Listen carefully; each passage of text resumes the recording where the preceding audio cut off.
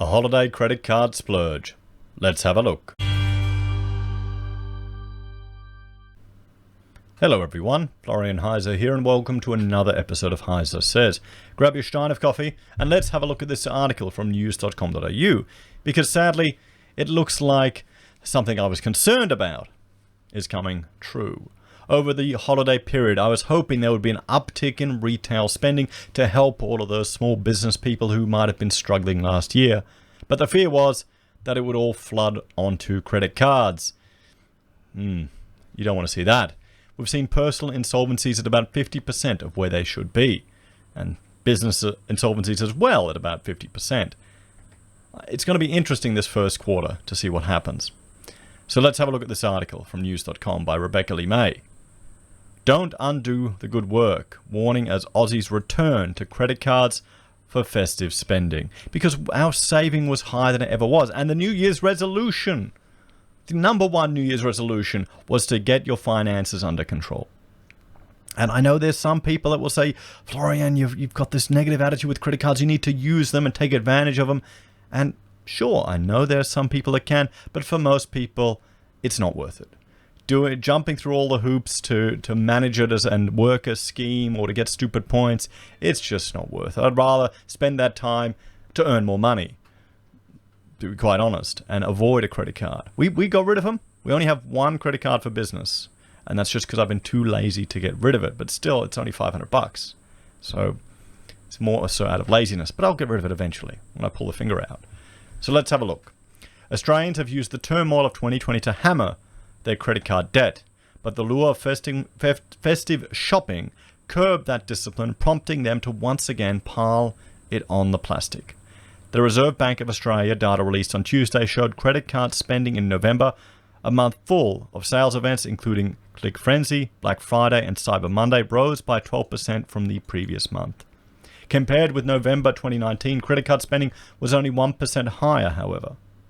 The most notable trend was the increased use of debit cards as people moved to online shopping, with a 6% increase month on month and a 21% increase year on year. Now, I've read about these articles before where they're talking about the increased or the decline in credit cards or using debit cards to make online payments in this example.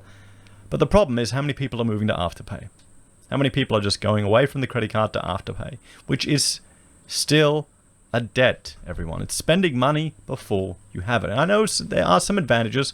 You can take advantage of the interest-free period and make 4 easy payments to get that extra interest. But that's fine if you can manage it. But there's the risk of it snowballing, and not everyone can. You need to understand your finances to that point. Then you need to think, okay, is it worth jumping through these hoops for that tiny bit of interest I'll save? Maybe I've never done Afterpay. Or usually you just don't buy stuff. I keep seeing these ads on Afterpay, and it's this woman buying like a yoga mat thingamajig and saying, buy it later so you can concentrate on your breathing. It keeps appearing up on my YouTube feed. I must be the wrong demo. I don't know why. Maybe Rachel's using the computer. That's what it is. With the economy bouncing back from a recession, and every state out of lockdown, Australians felt comfortable enough to spend some cash, RateCity.com.au research director Sally Tyndall said. While this bump in spending is great for retailers, credit card holders should not get complacent with debt accruing interest rising for the first time in almost 2 years. In the past year, Australian households have smashed their credit card debt, wiping off more than $7 billion and closing almost 1 million accounts. That's fantastic. At the same time, the popularity of buy now, pay later services continues to rise. And if we have a look, we'll have a look right now at what the Afterpay share price is. Whoa, $129, everyone. Let us know in the comments if you got in on the Afterpay IPO and if you're still holding on to it. Let us know, because you'd be bloody happy with that one. A couple of bucks up to $129. So that's where a lot of people think money is going. So, Ms. Tyndall said, services such as Afterpay had forced credit cards into a downward spiral since the start of 2018. With no complicated sign-up process, no interest charged, and no fees to pay if you meet your installments, the buy now, pay later industry is likely to keep on luring customers away from credit cards, she says.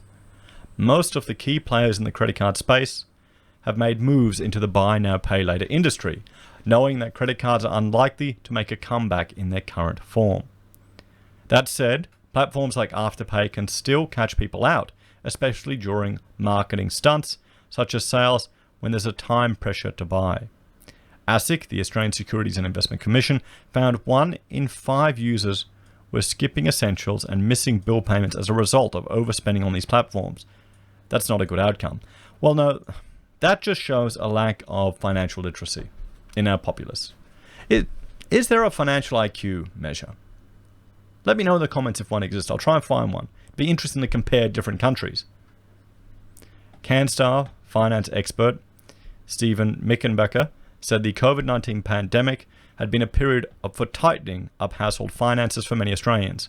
Opportunities to spend have contracted as a result of the lockdowns, and a part of the $36 billion early release of superannuation has found its way into credit cards, extinguishing stubborn debt, Mr. Mickenbecker said.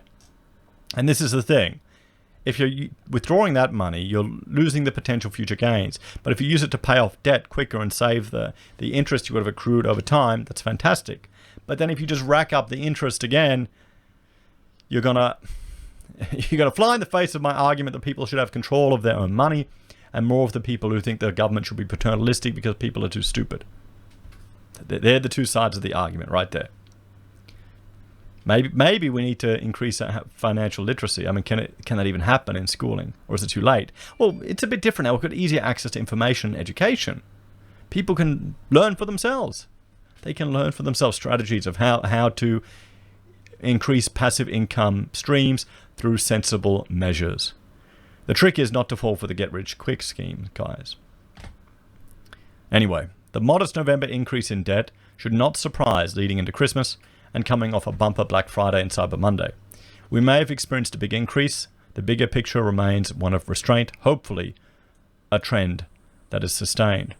Mr. Mickenbecker said, there might be a glimmer of hope for the banks in the data for their credit card businesses, but it would not be good for consumers to return to stubborn debt and impulse spending. Ms. Tyndall agreed, saying, all that good work should not come undone. Anyone who hasn't yet cleared new debts from the sales in late November will need to act quickly, she said. Do everything you can to clear your debt in full. That way you'll avoid paying interest and keep hold of your interest-free days. So there we have it, everyone. It looks like potentially Australians have piled on the plastic in the holiday season.